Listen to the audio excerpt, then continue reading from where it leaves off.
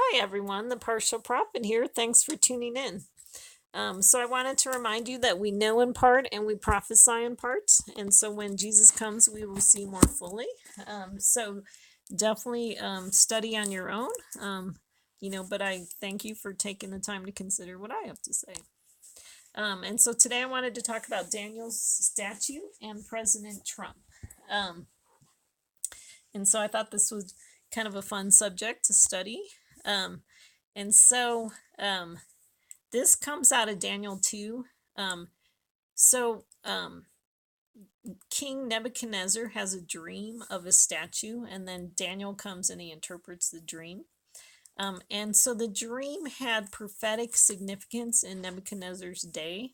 Um, and so what I'd like to propose is that this statue has prophetic significance in our day. And so I came up with what I believe to be a possible um, interpretation of what this statue means for our day.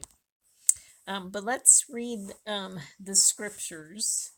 Okay, so in Daniel 2, it says, Now in the second year of the reign of Nebuchadnezzar, Nebuchadnezzar had dreams, and his spirit was troubled, and his sleep left him.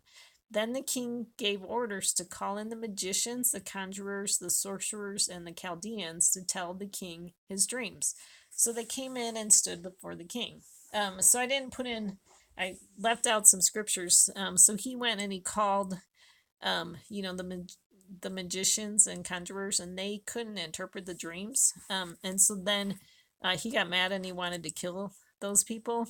And so so let's read on. In verse 24, it says, Therefore Daniel went into Arioch, whom the king had appointed to destroy the wise men of Babylon. He went and spoke to him as follows: Do not destroy the wise men of Babylon. Take me into the king's presence, and I will declare the interpretation to the king. Then Arioch hurriedly brought Daniel into the king's presence and spoke to him as follows: I have found a man among the exiles from Judah who can make the interpretation known to the king. The king said to Daniel, whose name was Belshazzar, Are you able to make known to me the dream which I have seen and its interpretation? Daniel answered before the king and said, As for the mystery about which the king has inquired, neither wise men, conjurers, magicians, nor diviners are able to declare it to the king. However, there is a God in heaven who reveals mysteries, and he has made known to King Nebuchadnezzar what will take place in the latter days. This was your dream and the visions in your mind while on your bed. As for you, O king, while on your bed, your thoughts turned to what would take place in the future, and he who reveals mysteries has made known to you what will take place.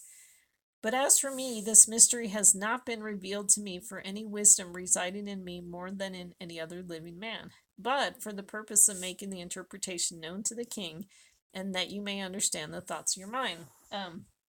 So let me point out a few things in here first. And so we see Daniel being a type of Messiah, being a foreshadow of the Messiah, where he's able to interpret this dream. And what was kind of interesting in this story is that Nebuchadnezzar wanted not only the magicians to interpret the dream, but to tell him what the dream was. And they couldn't do that. They wanted Nebuchadnezzar to tell them the dream, and then they would give their, guess at what the interpretation was. And so Daniel was very special in that he knew God not only revealed to him the interpretation of the dream, but he also told him the dream itself. So that was kind of interesting. And then what's interesting too is we see in verse 28 is that it says there is a God in heaven who reveals mysteries, and he has made known to King Nebuchadnezzar what will take place in the latter days. And so we see a reference to the last days, the end times. And so, so that kind of shows that this dream was to help us understand what would happen in the last days. Okay, so then to continue reading. You, O king, were looking, and behold, there was a single great statue. That statue, which was large and of extraordinary splendor, was standing in front of you, and its appearance was awesome. The head of that statue was made of fine gold, its breast and its arms of silver, its belly and its thighs of bronze, its legs of iron, its feet partly of iron and partly of clay. You continued looking until a stone was cut out without hands, and it struck the statue on its feet of iron and clay and crushed them. Then the iron, the clay, the bronze, the silver, and the gold were crushed all at the same time and became like chaff from the summer threshing floors. And the wind carried them away so that not a trace of them was found.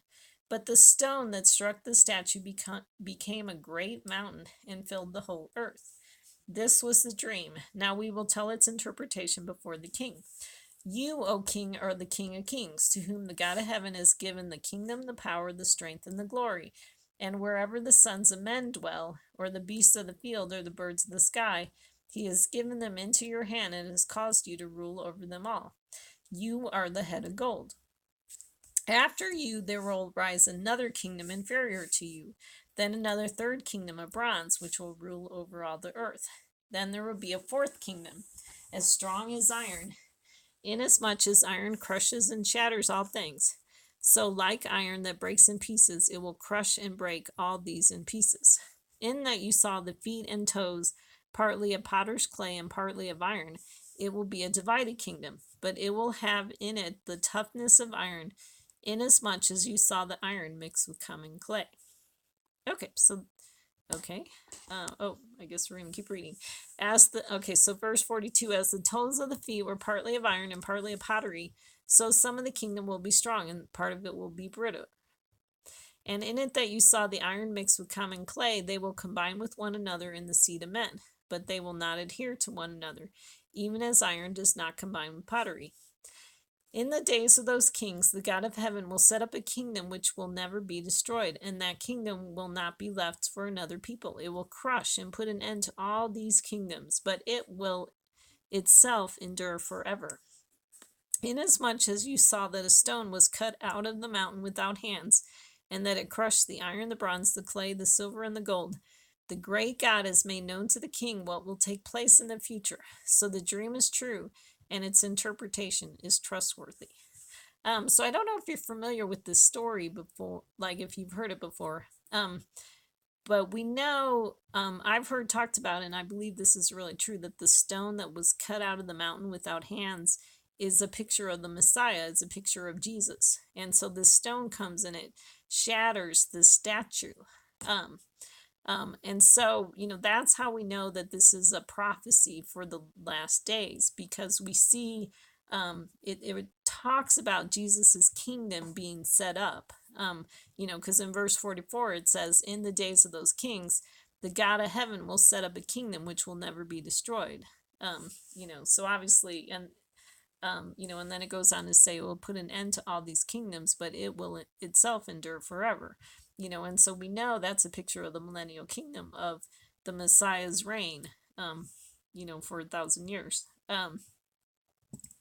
So let's look at the parts of this statue. Okay, so it says, you, O king, were looking, and behold, there was a single great statue. That statue, which was large and of extraordinary splendor, was standing in front of you, and its appearance was awesome. The head of that statue was made of fine gold, its breast and its arms of silver, its belly and thighs of bronze, its legs of iron, and its feet partly of iron and partly of clay. Okay, so we see in the statue that it has a head of gold, the breast and the arms are of silver, the belly and thighs are of bronze, the legs are of iron, and the feet and the toes are part iron and part clay. Okay. And so Daniel goes on to talk about the interpretation of the dream. And so in verse 37 it says, you, O king, are the King of kings, to whom the God of heaven has given the kingdom, the power, the strength, and the glory. And wherever the sons of men dwell, or the beasts of the field, or the birds of the sky, he has given them into your hand and has caused you to rule over them all. You are the head of gold. After you, there will rise another kingdom inferior to you, then another third kingdom of bronze, which will rule over all the earth. Then there be a fourth kingdom as strong as iron, inasmuch as iron crushes and shatters all things. So like iron that breaks in pieces, it will crush and break all these in pieces. In that you saw the feet and toes, partly of potter's clay and partly of iron, it will be a divided kingdom. But it will have in it the toughness of iron, inasmuch as you saw the iron mixed with common clay. As the toes of the feet were partly of iron and partly of pottery, so some of the kingdom will be strong, and part of it will be brittle. And in that you saw the iron mixed with common clay, they will combine with one another in the seed of men, but they will not adhere to one another, even as iron does not combine with pottery. So we see in scripture, there's kind of this concept of the two witnesses,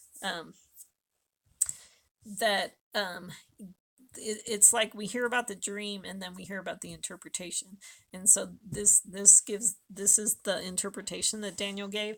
And for all the different dreams in scripture, there's not a whole lot said about the interpretation of this. But let's still take a look at it, because I think I have some ideas of how we can maybe unpack it.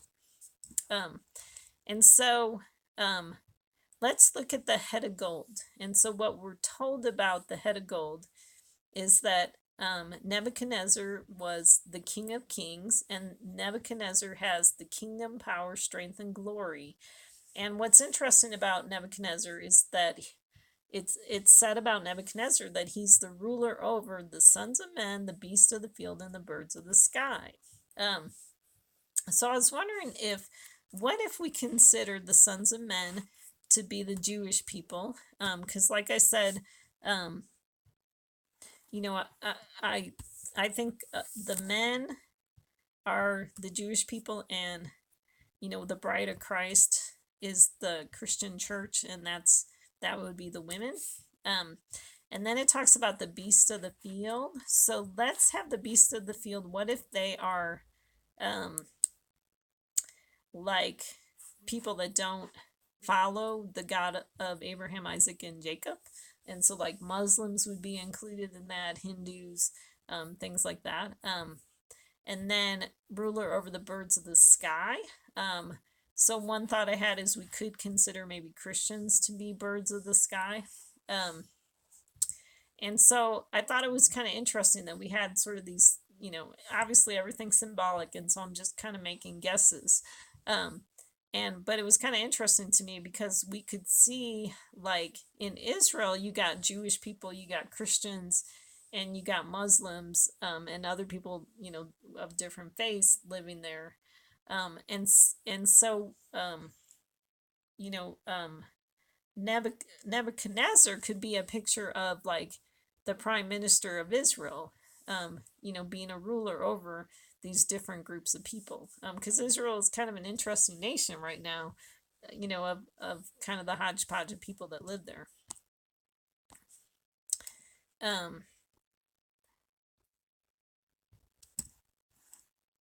Okay, so that's, and then it talks about Nebuchadnezzar having kingdom, power, strength, and glory. So he's definitely an authority figure. Okay, and so then, let's see. Okay, so then let's talk about, okay, so then it says, after you there will rise another kingdom inferior to you, then another third kingdom of bronze, which will rule over all the earth. Then there will be a fourth kingdom as strong as iron, inasmuch as iron crushes and shatters all things. So like iron that breaks in pieces, it will crush and break all these in pieces. So what I'm kind of doing is putting the interpretation, mixing it in with, the actual reading of the dream. And so, okay, so the breasts and arms of silver, kind of new information we get about that is that it was considered an inferior kingdom. And then the belly and thighs of bronze, some new information is that, like I said, there's not a lot of information in the interpretations, but we get a little bit. And so it considers the bronze to be a third kingdom that will rule over all the earth. And then for the legs of iron. So this dream actually gives us a lot more information about the legs of iron, and then also the feet. And so it's more kind of like trying to give us a lot of information about the last couple of kingdoms, or the fourth kingdom, and then the feet. And so the legs of iron are considered a fourth kingdom. It was called to be as strong as iron. Iron crushes and shatters all things, according to these verses, according to Daniel's interpretation. And then it says the iron would crush and break all these in pieces, and I'm assuming it's referring to the previous kingdoms.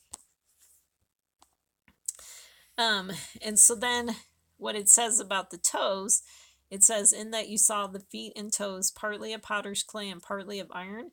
It will be a divided kingdom, but it will have in it the toughness of iron, inasmuch as you saw the iron mixed with common clay. As the toes of the feet were partly of iron and partly of pottery, so some of the kingdom will be strong, and part of it will be brittle. And in it that you saw the iron mixed with common clay, they will combine with one another in the seed of men, but they will not adhere to one another, even as iron does not combine with pottery. Okay, so the feet and toes are part iron and part clay. And they are considered a divided kingdom. And so, like, kind of the two parts of the kingdom, one of it's going to be strong and tough as iron, and the other one's going to be brittle. Okay, and so one thing that I wanted to do, and so sometimes when we're trying to understand scripture, it's helpful for us to bring in other prophecies in scripture and combine them. And so one of the things is Belshazzar, also in the book of Daniel. This is from Daniel 7. He had a dream about four great beasts. And I thought we could kind of fit them in to these four kingdoms that we're hearing in this statue. So let me read that to you. In the first year of Belshazzar, king of Babylon, Daniel saw a dream and visions in his mind as he lay on his bed. Then he wrote the dream down and related the following summary of it. Daniel said, I was looking in my vision by night, and behold, the four winds of heaven were stirring up the great sea. Now, and four great beasts were coming up from the sea, different from one another. The first was like a lion and had the wings of an eagle. I kept looking until its wings were plucked, and it was lifted up from the ground and made to stand on 2 feet like a man. A human mind also was given to it.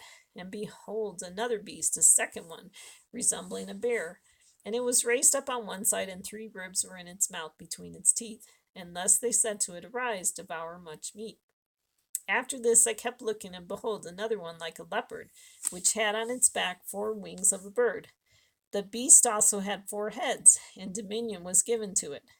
After this I kept looking in the night visions, and behold, a 4th beast, dreadful and terrifying and extremely strong, and it had large iron teeth. It devoured and crushed and trampled down the remainder with its feet, and it was different from all the beasts that were before it, and it had 10 horns. So can you see some connections to the dream of Nebuchadnezzar? Okay, so let's kind of merge those all together. And so we have the head of gold, Nebuchadnezzar being the king of kings. And so to me, that connects to this lion, because we hear, Jesus being called the Lion of the tribe of Judah, and we know Jesus is the king of kings. And so it's kind of interesting because it's, like Nebuchadnezzar is almost like a messianic figure. And, I would almost say, that this head of gold represented Jesus, except for the fact that it gets kind of destroyed with the rest of the statue by the stone. So that's why I'm not sure it represents Jesus. But this Nebuchadnezzar is kind of definitely a messianic figure. Definitely an authority figure, definitely someone who's anointed by God to have authority. And so it talks about Nebuchadnezzar has the kingdom, power, strength, and glory. And so we can consider that to be like wings, like God gave Nebuchadnezzar the wings to be a leader, by giving him power, strength, and glory. And so that would connect to the wings on the lion. And then it talks about the plucked wings, that were plucked off of this lion. And so we see in the beginning of Daniel this story about Nebuchadnezzar. He loses his power and authority, and he becomes like a beast for 7 periods of time. And so we kind of see a repeat of that story about Nebuchadnezzar in this statue. Um, and so the wings get plucked off of this lion, and then it's lifted up from the ground and made to stand on 2 feet like a man. So I thought that was kind of interesting because, oh, it's standing on 2 feet like a man, like this statue. And then it talks about like a human mind also was given to it. And so maybe there's this concept of, instead of a spiritual mind, now Nebuchadnezzar, this ruler, he's ruling with a human mind, or being influenced by worldly people rather than spiritual people. Um, so, so I would like to propose to you that this head of gold is a picture of Prime Minister Netanyahu. So I already talked about, him, the rule, him being a ruler over, well, in Israel, we see the 3 types of people, and so he right now is the ruler of Israel, the leader of Israel. He's ruling over 3 different types of people in Israel. And then, one thought I had with the plucked wings, is that I mentioned this in one of my other videos too, is that, it kind of seems like Nebuchadnezzar, I mean, not Nebuchadnezzar, Netanyahu has kind of lost his sense a little bit, with the way he's encouraging President Trump with this peace deal. And so, like early on when Obama was president, Netanyahu came and he spoke to Congress about this Iran deal, and I thought he had a lot of wisdom at that time. And so now I'm kind of like baffled about why, like what happened to him. And so, so it's possible that, I don't know, like his wings were plucked, and, he's kind of running on instinct now, rather maybe than with some wisdom. And so one thought I had was the 2 feet. When it talks about the lion made to stand on 2 feet like a man, if we look at the 2 feet, or maybe like the 2 legs of iron, being a picture of they could be a picture of the 2 peace deals from worldly people. And so, because I go on and I talk about who I think the legs of iron are, and so this lion, it was like lifted up from the ground and it's made to stand on 2 feet like a man. So Netanyahu, as the leader of Israel, it's like they're now standing on these 2 peace deals that are very dangerous for the country of Israel, because the 2 peace deals would be the Iran deal and the President Trump's deal of the century. So that is some thoughts of why I think this could be a picture of Netanyahu. Okay, so let's talk about the breast and arms of silver. It talks about it being an inferior kingdom. So the second beast, what it says about the second beast, it says, "Behold, another beast, the second one, resembling a bear. And it was raised up on one side, and 3 ribs were in its mouth between its teeth. And thus they said to it, Arise, devour much meat." And so it doesn't say a whole lot about this bear, but so I looked in other scriptures to see what we learn about bears. And so in 1 Samuel, we see David talking about, he's getting ready to kill Goliath. This is the David and Goliath story. And he says to Saul, "Your servant was tending his father's sheep. When a lion or bear came and took a lamb from the flock, I went out after him and attacked him and rescued it from its mouth. And when he rose up against me, I seized him by his beard and struck him and killed him." Your servant has killed both the lion and the bear, and this uncircumcised Philistine will be like one of them, since he has taunted the armies of the living God. And David said, The Lord who delivered me from the paw of the lion and from the paw of the bear, he will deliver me from the hand of this Philistine. And Saul said to David, Go, and may the Lord be with you. So this is when he goes on to kill Goliath.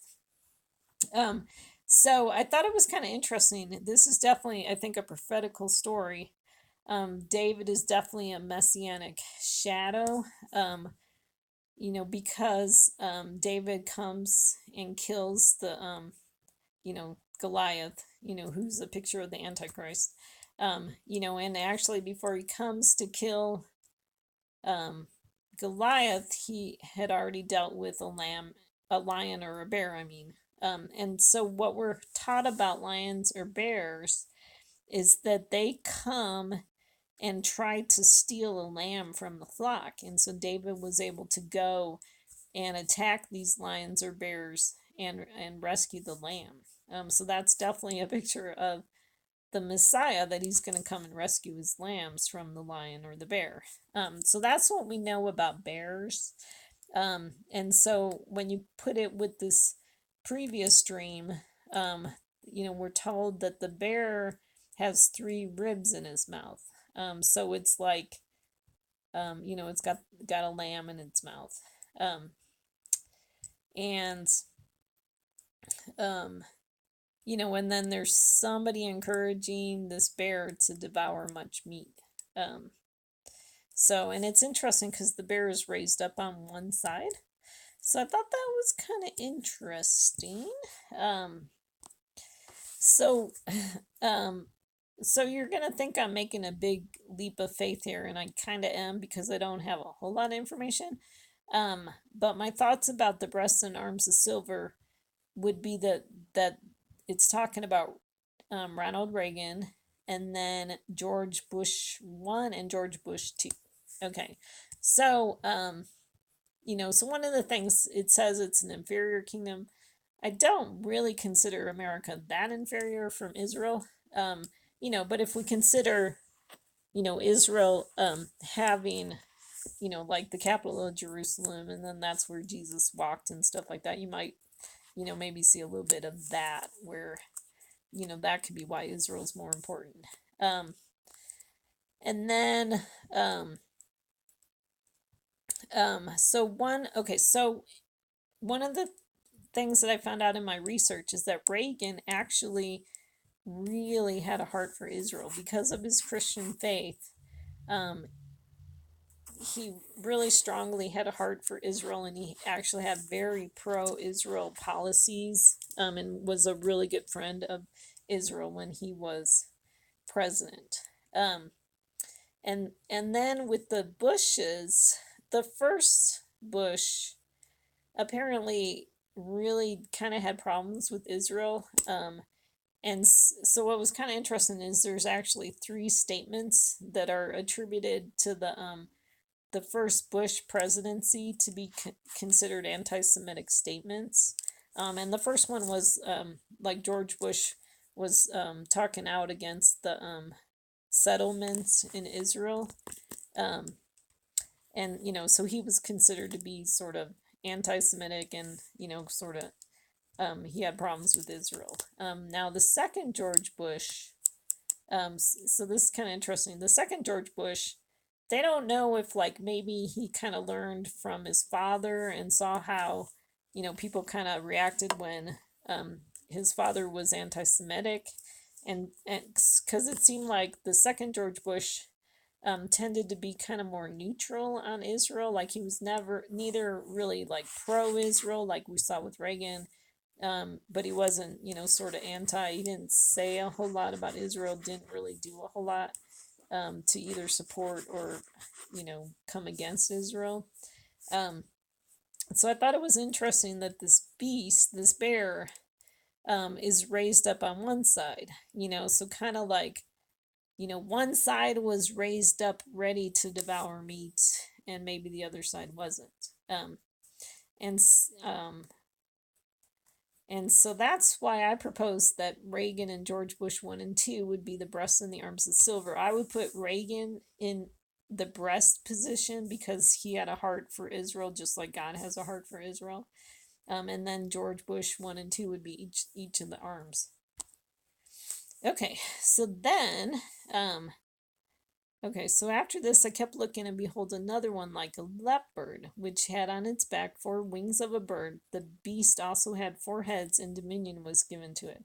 Okay, so moving on to the belly and thighs of bronze, it's a third kingdom that will rule over all the earth. Okay, now what's interesting is with bronze, the serpent that Moses made was made out of bronze. Okay, so definitely something to think about.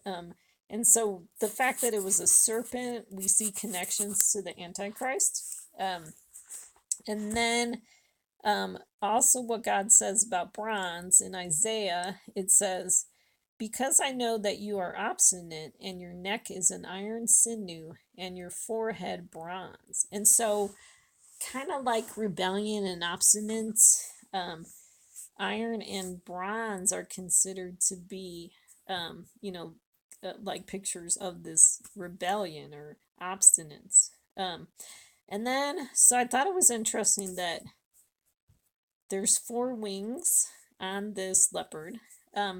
So now with the leopard, let's see. Oh, so for the 4 wings, let's see, I'll go back to and talk about the 4 wings. We see in Daniel 7, it also talks about when he's talking about the dream with these beasts. Daniel says, I was looking in my vision by night, and behold, the 4 winds of heaven were stirring up the great sea. So Daniel's dream, he kind of interprets his own dream of these 4 beasts. And he says, the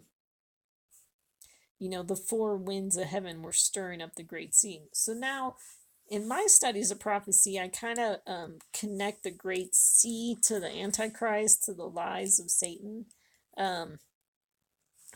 That they're not living waters, they're kind of like waters of death and waters of lies, as we see that in Revelation, where the dragon pours water toward the woman. So I see that as lies, connected to the Antichrist. And then, so we have these 4 winds of heaven stirring up the great sea. And so these 4 winds of heaven are definitely need to be dealt with by the Messiah. And so I'd like to propose that the belly and thighs of bronze would be Obama and the Clintons. Okay, so I only have 3 people here listed here. I think the 4th person could be the Pope, because I believe that the Pope is the false prophet to Obama, because Pope Francis actually went and met with Obama in the White House. And so actually, if I were to do this again, I would put Obama and the Pope in the belly of this animal. And then I got the thighs being Hillary Clinton, well, Bill Clinton first, and then Hillary Clinton. And then, so the reason why I connect Hillary Clinton to that, to this leopard, or to the thighs of bronze, is, I talked about the leopard before. And so the leopard in Revelation, we have the second beast is compared to a leopard, and it's given 42 months to rule. And so I believe that was when Hillary Clinton was Secretary of the State. The 42 months were Hillary Clinton and Obama, and I talk about that in some of my other videos. And so one thought I had connected the leopard to leprosy, and leprosy, you get leprosy if you spoke out against God's anointed person. But then I thought about this the other day. A leopard could be black and white, and so actually if you put Obama and Hillary together, they would be like a black and white team. So that's a possible prophetic connection to the leopard. Um, and then, so let's see. Yeah, so that would be the third kingdom. Okay, and so then let's talk about the Lake of Irons. It says, after this, I kept looking in the night visions, and behold, a fourth beast, dreadful and terrifying and extremely strong, and it had large iron teeth. It devoured and crushed and trampled down the remainder with its feet, and it was different from all the beasts that were before it, and it had 10 horns. So with the lakes of iron, there we talked about it being a fourth kingdom, strong as iron, and that iron crushes and shatters all things, and crush and breaks all these in pieces. So I wanted to talk about iron in Deuteronomy 27. God says, moreover, you shall build there an altar to the Lord your God, an altar of stones. You shall not wield an iron tool on them. I see this picture of, like, if you kind of look at this verse symbolically, if you're trying to build an altar to God, that means you're trying to build a place to worship God, or you're trying to offer up a sacrifice to God. And so God says to build him an altar of stones, and he does not want you to build an altar where you are using iron tools on the stones to build the altar. And so what I see from this is that if we are trying to do things for God, and we are causing, okay, so we know how we're called living stones in the scripture. If our actions are causing living stones to be, persecuted or killed, we could be building an altar with iron tools. And so that's how I'm interpreting this iron.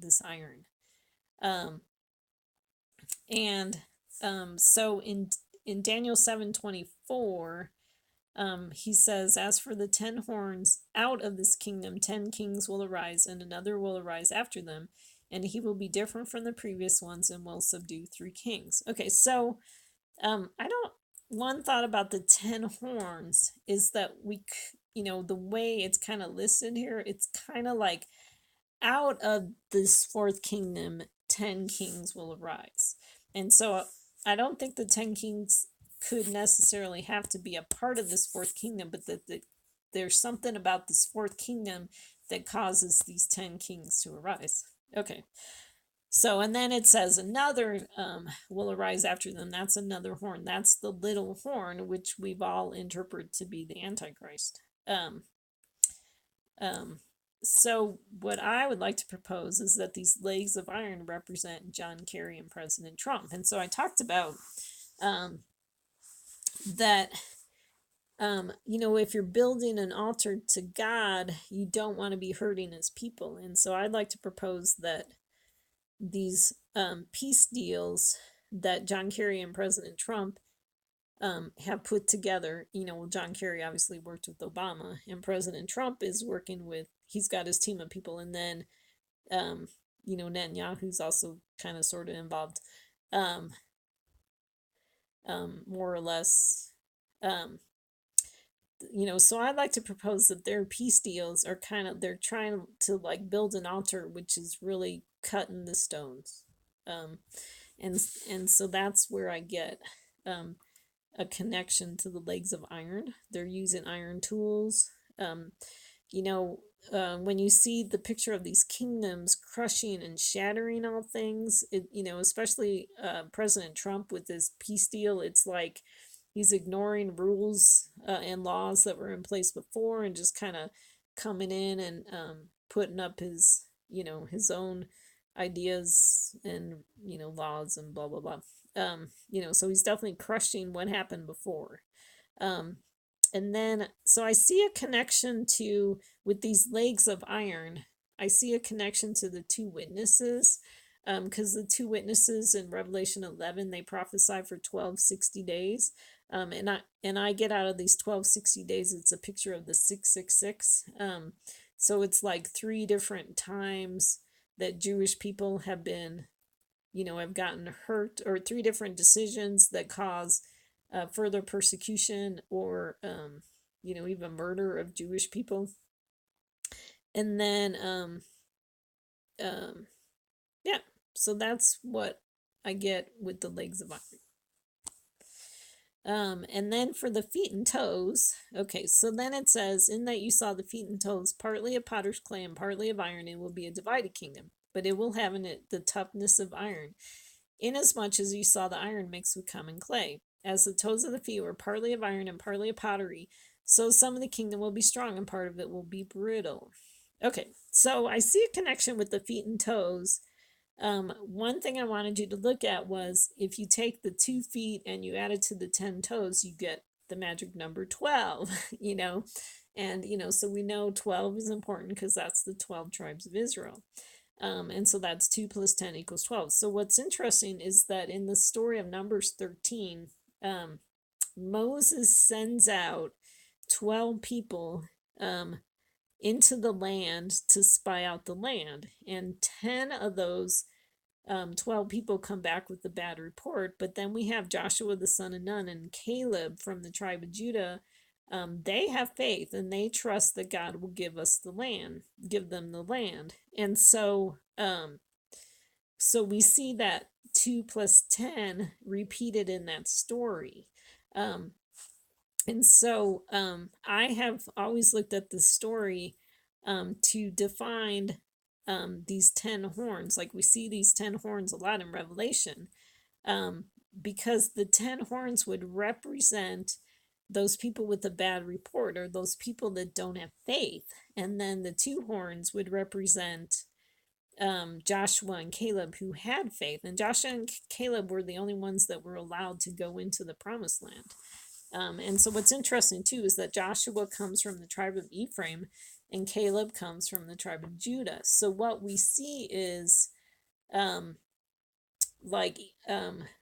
we could see a shadow of what we see. Ephraim is like considered part of the northern kingdom, and Judah is considered part of the southern kingdom of Israel. If you understand the history of the Israel when it got divided into 2 kingdoms. And so we see this picture I think there's 2 different things being said in the phrase that this is that the feet and toes are a divided kingdom. Because one, we could see a picture of Israel right now is a divided kingdom, where you have the Christian believers are separate from the Jewish believers.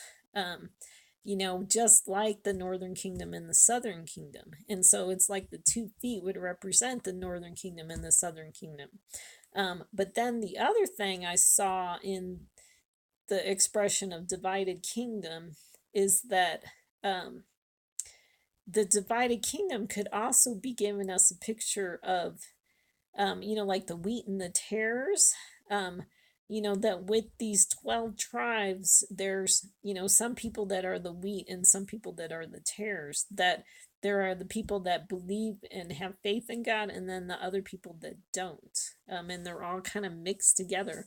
And so we definitely see that happening in America, where you got Christian believers living side by side with non-believers. And it's just becoming even more and more evident as time goes on, of the 2 sides, because things are really dividing and separating.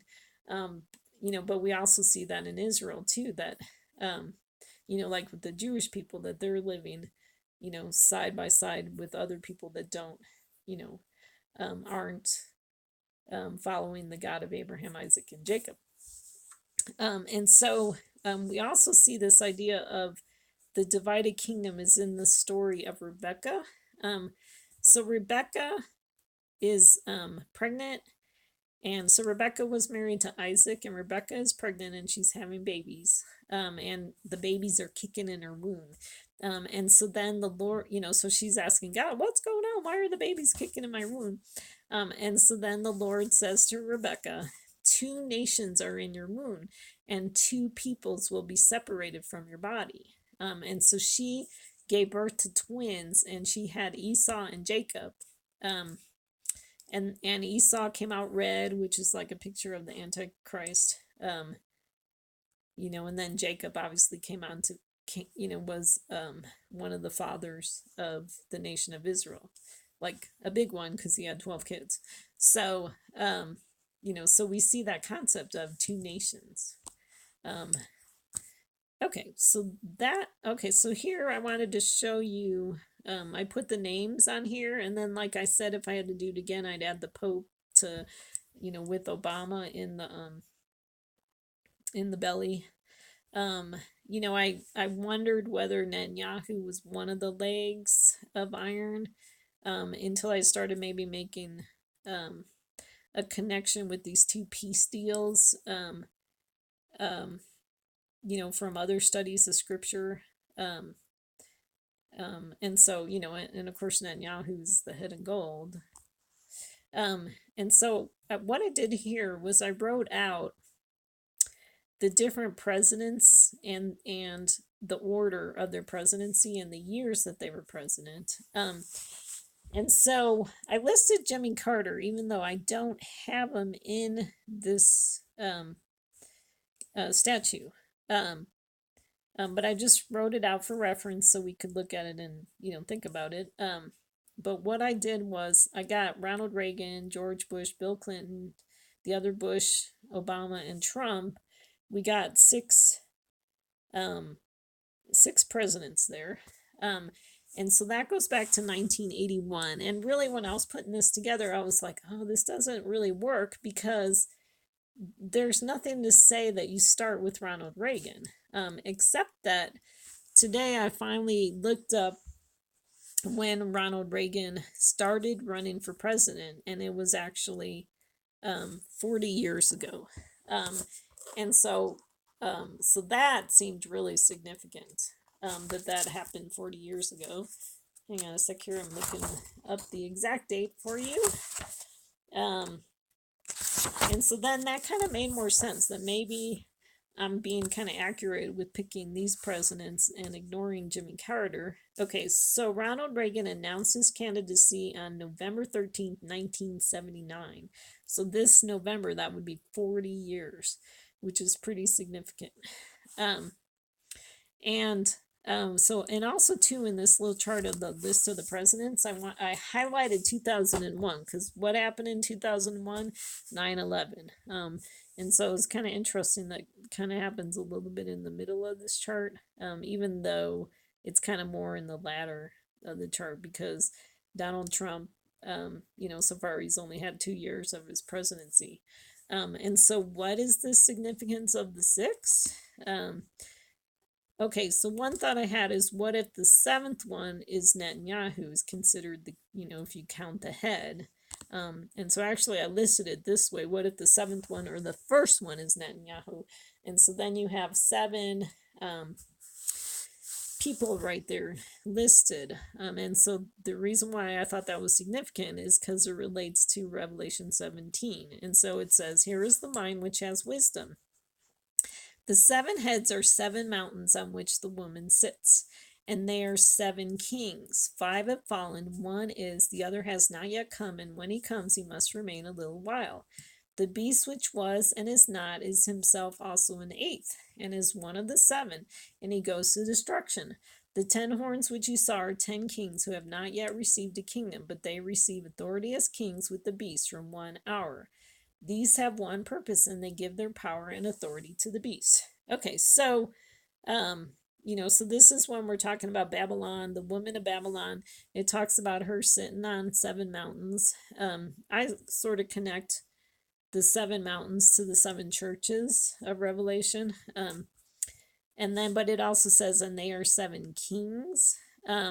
And so let's look at this breakdown of the 7 kings. So obviously 7 kings would be 7 authority figures. Even though presidents aren't kings, kings could be symbolic of president, because that term wasn't really around back then.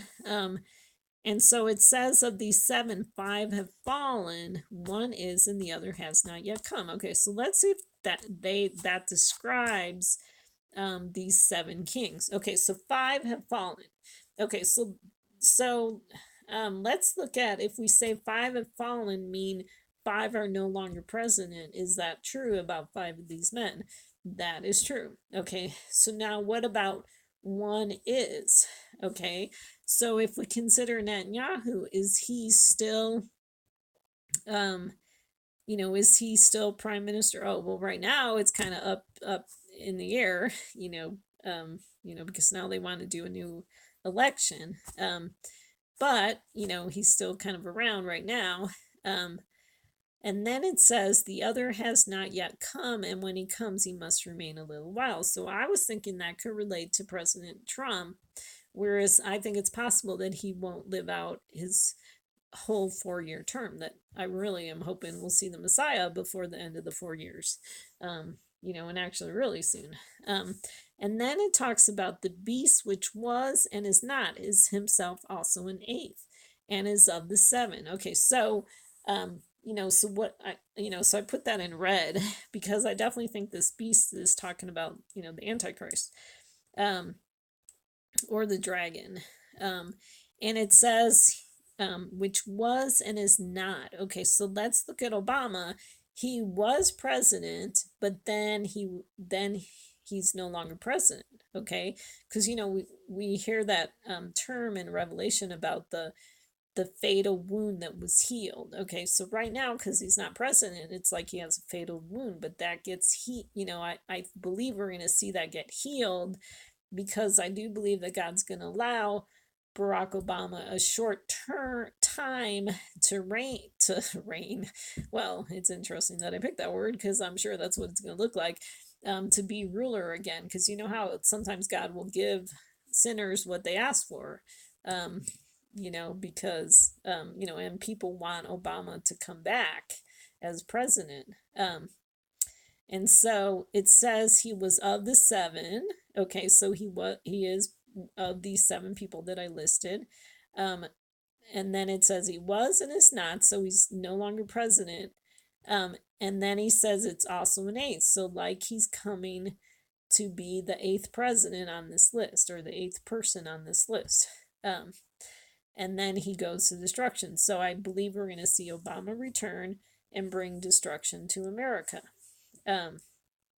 And my belief is that God's going to give him, well, so we see the term time, times, and half a time. And so I see a connection to the number 13 to Barack Obama.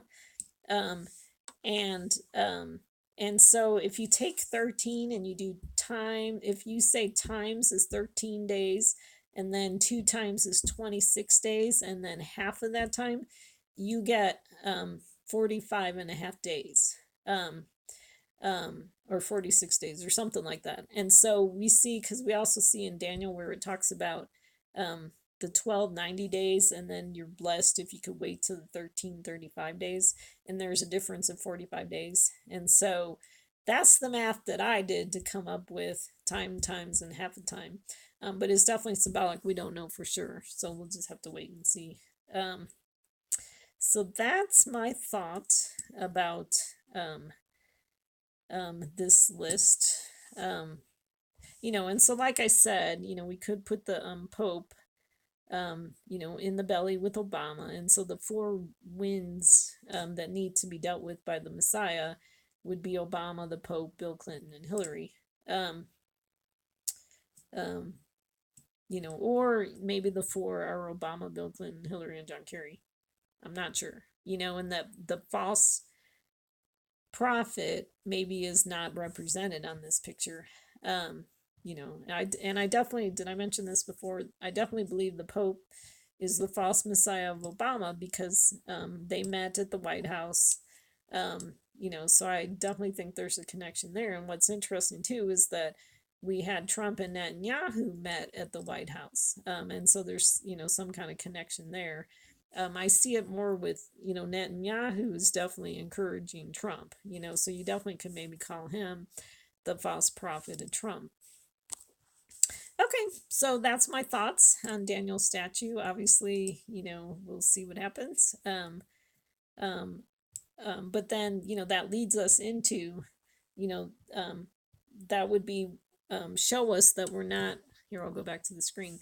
We're not looking for any more presidents, because then if the stone that's cut out of the mountain that crushes the statue is Messiah, then really the next step would be the Messiah. Um, and so what I see in the statue is like the feet would be like the God's people, mixed in with other people, um, and they're being led about by, or have been led about by these rulers for 40 years. So that's my thoughts. Daniel's statue and President Trump. Okay, so thanks for checking in. I hope this was helpful to you, and I pray that you have a blessed day. Thank you so much.